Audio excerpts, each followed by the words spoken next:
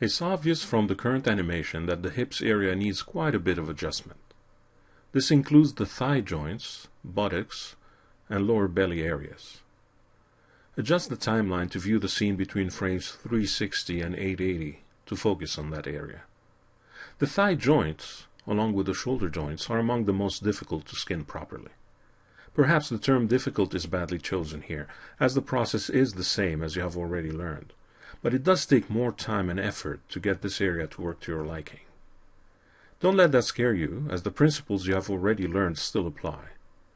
First, you start by blocking out the skinning, by selecting vertices and assigning them to their closest bone, and then you blend joint vertices to react to two or more bones. This means selecting one or more skin vertices, select the bone to affect them, and adjust their weights until it visually makes sense. With the proxy mesh selected, enter Edit Envelopes mode. In a side view, such as the left view, use the lasso tool to select vertices around the hips area. Do not go too low or too high at this point. In a facing view, add the vertices around the crotch area. Go around the back and add any vertices that should be part of the selection.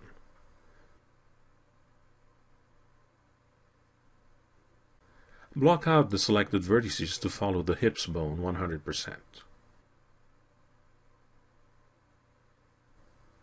Do not worry about the character's right leg at this time.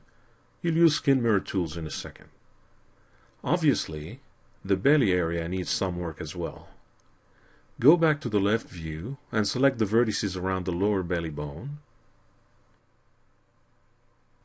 Select the lower belly bone itself, spine 1, and assign it 100% influence on the selected vertices. Go up the spine, select the vertices around spine 2. Select the spine 2 bone and assign a 100% influence to block out that area. You'll worry about the torso later. Now that you've blocked out the work, you can go in and fine-tune the weights. The concept is the same as what you have already learned. You need to select the vertex loop and blend its values between two or more bones. Adjust your view again to look at the character from the front.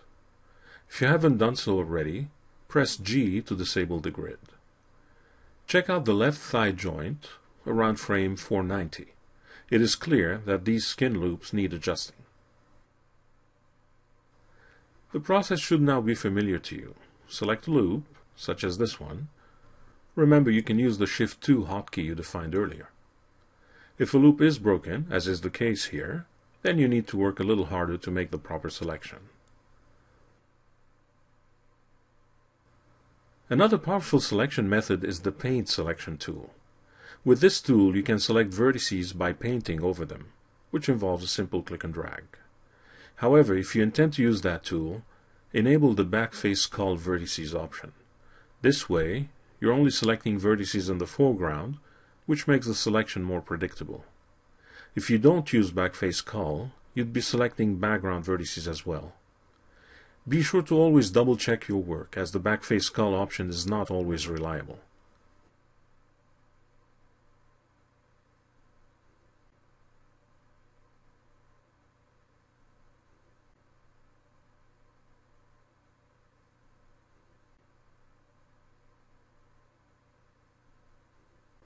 Start by assigning these vertices to follow the thigh bone by a factor of 100%, if they're not already set this way. Now you can fine-tune them to also be affected by the hips bone. Make sure you are around frame 490, 492, where the character is doing an extreme split. With the vertices still selected, select the hip bone and press Shift 1 to activate the vertex weight script. Click and drag to add a bit of influence from the hip bone. Don't overdo it just yet. You can always come back and make further adjustments later. You may decide that the vertices on the selected loop should have different weight values. Use the Alt key to remove the top vertices from the selection. Use the weight script again, Shift 1, to adjust the weighting a bit more. Keep on adding or removing vertices and adjusting their weight to get a result that you like.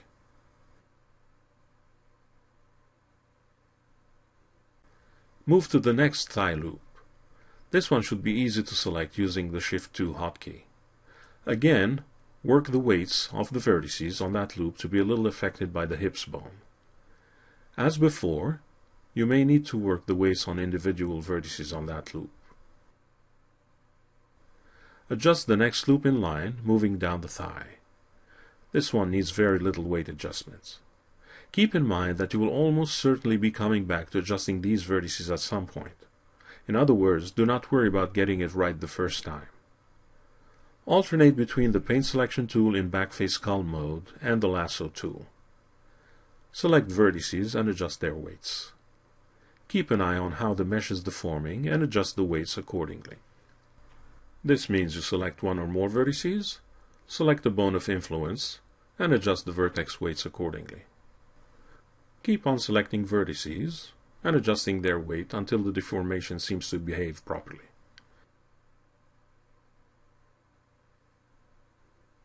Do not adjust vertices on the character's middle line yet.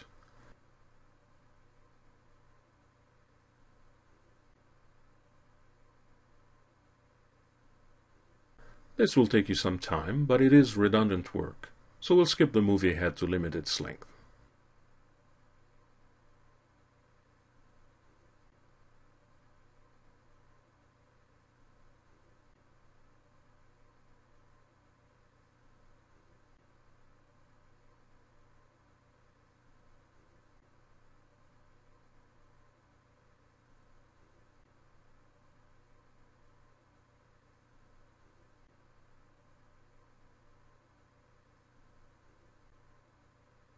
Once you are satisfied with the deformation, you can mirror the skin data to the other leg.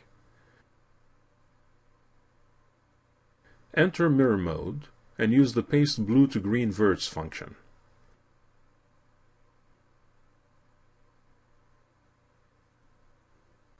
Look closely and notice that some vertices are not exactly symmetrical. Decrease the mirror threshold value to 0.2 and try again. This time the effect is perfect.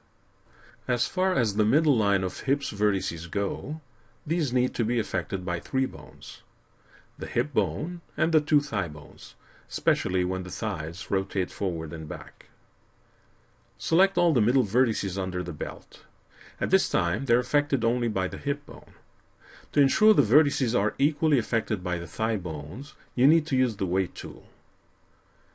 With the vertices selected, select the left thigh bone. Click the 0.25 preset button to give it a 25% influence. The value matters little at this point. You'll change that in a second.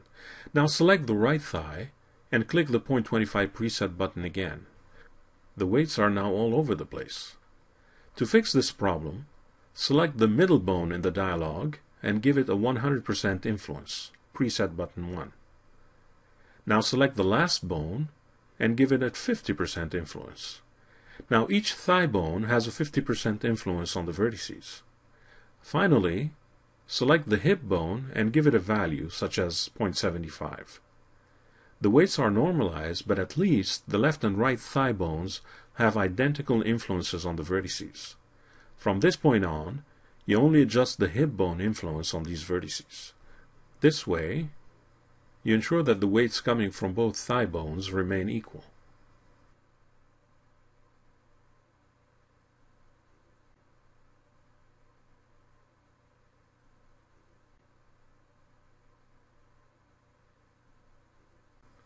Save your file. Remember that if you make a mistake, you can always revert back to one of the files you downloaded for this tutorial. In the next movie, you adjust the torso.